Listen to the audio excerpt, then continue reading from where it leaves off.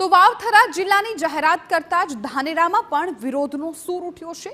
લોકો વિરોધ માટે ઉતરી પડ્યા છે રસ્તા પર। સૂત્રોચ્ચાર સાથે તેઓ પોતાની માંગ છે પૂરી કરવાના નારા લગાવી રહ્યા છે। થરાદમાં ધાનેરાનો સમાવેશ થતા ધારાસભ્યએ વિરોધ નોંધાવ્યો। ધાનેરાની પ્રજા ઈચ્છે છે કે તેઓ બનાસકાંઠામાં રહે તેવું માવજી દેસાઈએ કહ્યું। સમગ્ર મામલે મુખ્યપ્રધાને અગાઉ પણ રજૂઆત કરી હતી। ધાનેરાના કેટલાક વિસ્તારનું અંતર થરાદથી 80 કિલોમીટર। થરાદને બદલે લોકોને પાલનપુર જવું જ સરળ પડે। લોકોની સુખાકારી માટે બનાસકાંઠામાં 6 ને બદલે 7 તાલુકા સમાવાય।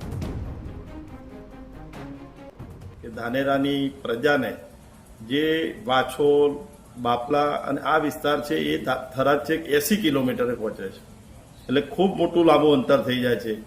જે ખિંમત સાઈડનો ભાગ છે એ વિસ્તાર માટે તો અમારા સમગ્ર વિસ્તારની માગણી છે સરકાર પાસે કે ધાનેરા તાલુકાને પાલનપુર જિલ્લામાં જ રાખે અને પાલનપુર જિલ્લાની અંદર પણ